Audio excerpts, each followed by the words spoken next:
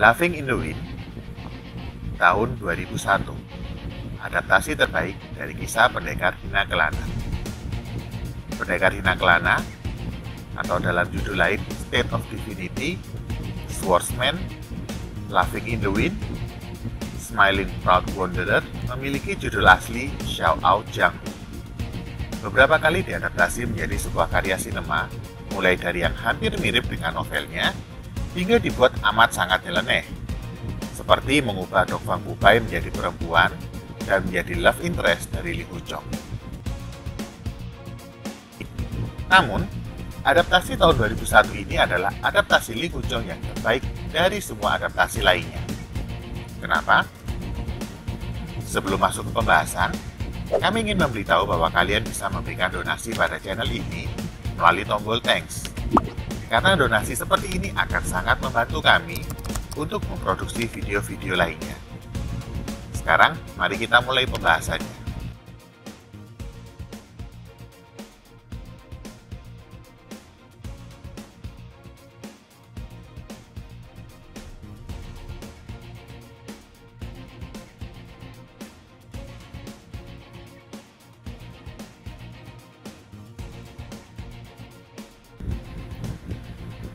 Sinopsis.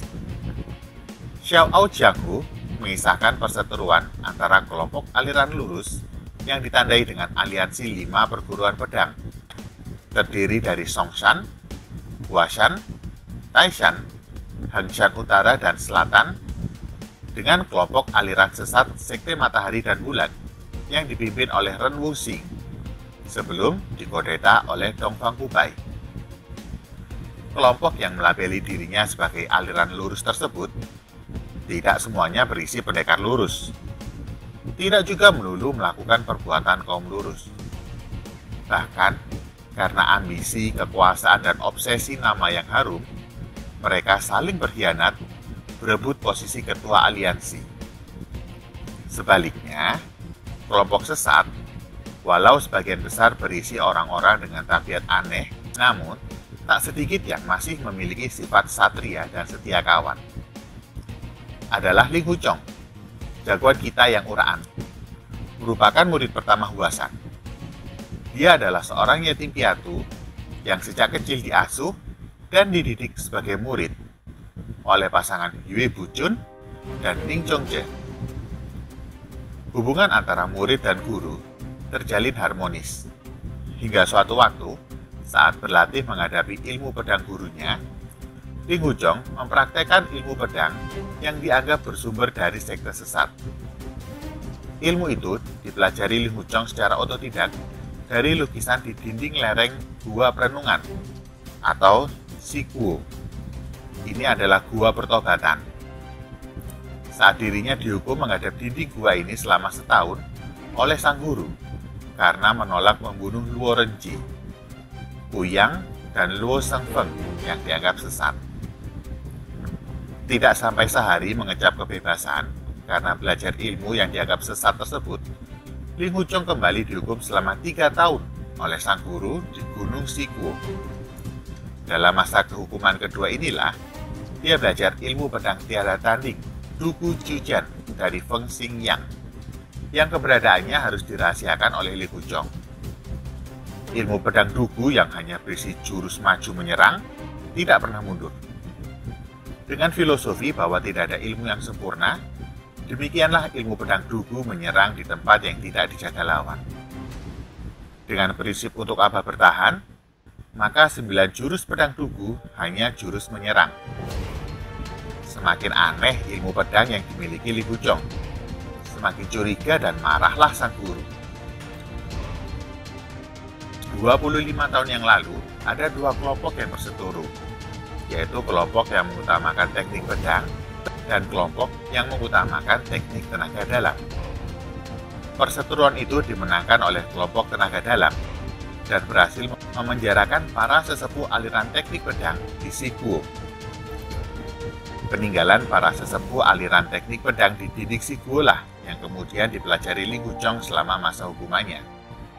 Bahkan tanpa diduga, ternyata Feng Xingyang masih hidup, tinggal di dalam gua tersebut, dan mengajarkan Ling Huchong teknik pedang dugu.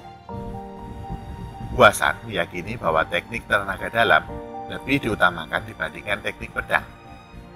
Sebaliknya, mengutamakan teknik pedang tanpa memperdalam teknik tenaga dalam adalah kesalahan besar. Maka ketika Ling Huchong memperagakan ilmu pedang yang tidak jelas asal-usulnya, Yue Bujun mengira bahwa ilmu yang diperoleh Ling Huchong secara rahasia tersebut adalah ilmu pedang curian yang berasal dari kitab Bisi Jianfa milik keluarga Lin Bingxi. Ilmu pedang penakluk iblis yang mirip Gui Hua Bo Tian milik Dongfang Hubai karena berasal dari sumber yang sama. Penderitaan Ling Huchong pun dimulai. Gurunya, terutama Yue Bujun, berbalik sikap 180 derajat hingga akhirnya tidak menganggapnya sebagai murid. Penderitanya bertambah karena berpalingnya hati Yue Lingshan, sang adik perguruan yang dicintai Ling Huchong sepenuh hati. Selama Ling Huchong dihukum di Siguo, Yue Lingshan mulai menjalin asmara dengan Lin Bingxi, tuan muda keluarga Piaosu yang diangkat sebagai murid bungsu Huasan. Lin Bingxi sendiri terobsesi membalas dendam kematian orang tuanya, tak peduli dengan cara apapun, termasuk dengan mengebiri dirinya sendiri demi menguasai Bisi Jianfa. Sesungguhnya, Lin Bingxi sendiri diangkat menjadi murid Huasan karena niat sembunyi Yue Bujun, yang juga menginginkan manual Bisi Jianfa.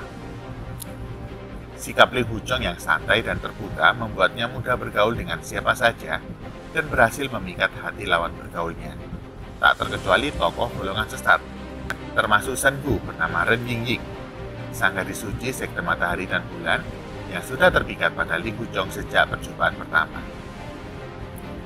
Di tengah perebutan pimpinan tertinggi Jianghu, pencarian kitab Bisi Jianfa, upaya Ren Wuxing mengambil kembali tampuk pimpinan sekte matahari dan bulan dari Dongfang Hubai, sekaligus ajang pertarungan ilmu kampiun antara Xixing Jianfa dengan Gui Hua Bo Tian.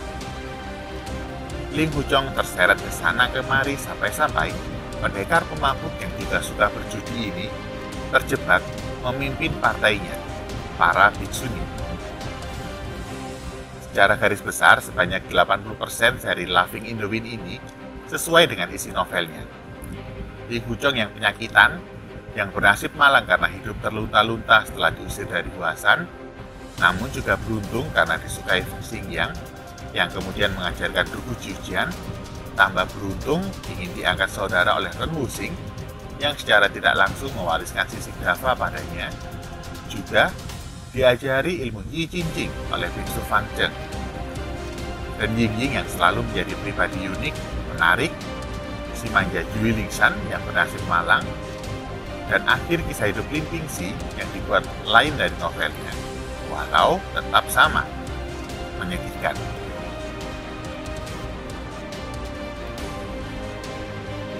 Secara keseluruhan, Laughing in the Wind merupakan produksi sinema yang apik. Sinematografinya baik, cast yang kuat, kostum natural tidak berlebihan, adegan pertarungannya megah, musik yang mengena, identik dengan nuansa Jianghu, sehingga mudah diingat. Semua serba pas dan tidak memaksa.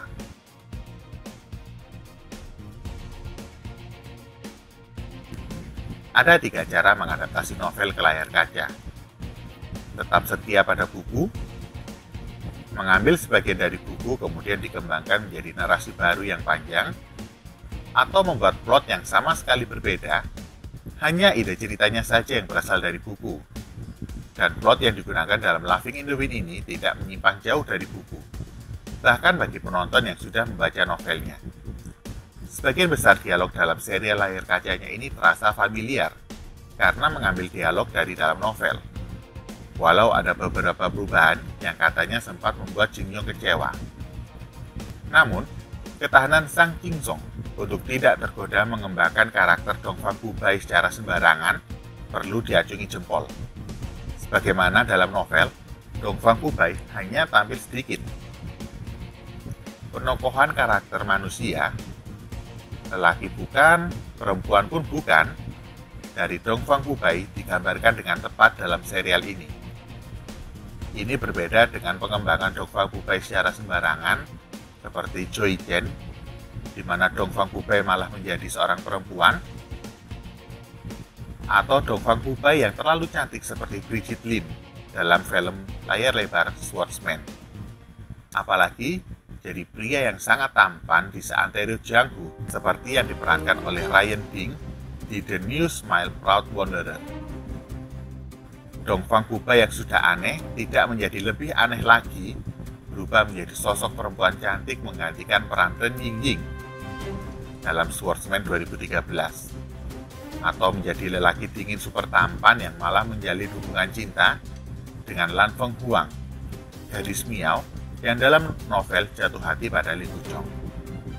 Dong Fang Pubai dalam serial ini digambarkan dengan sangat pas seperti yang ada di dalam novel.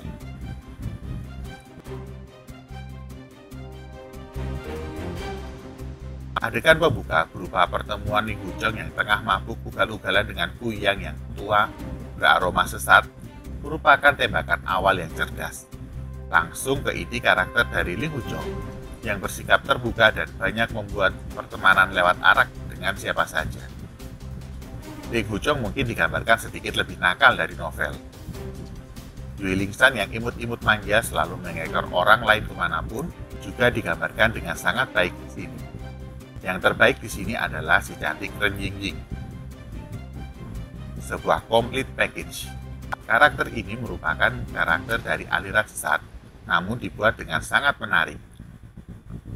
Bahkan, Ren Yingying yang diperankan oleh Su Jing adalah bayangan sosok Ren Yingying sesungguhnya di mata Jin Yong.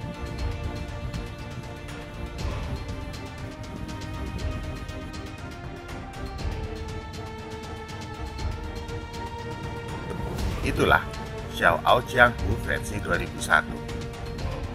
Demikianlah Li Huchong. Itulah manusia seharusnya. Tidak perlu merasa dunia harus tahu bahwa di dalam hati kita merasa hancur saat kita direndahkan, dihina, bahkan dibuang. Gagah tersenyum atau riang tertawa dalam kenyataan terpahit sekalipun. Karena setiap cerita hidup selalu memiliki sisi komedinya tersendiri. Sekian pembahasan kami. Jangan lupa untuk klik like dan subscribe, karena masih ada banyak sekali video yang akan kami buat berdasarkan request kalian. Tapi jangan hanya request, tapi tidak subscribe. Terima kasih dan sampai jumpa di video kami lainnya.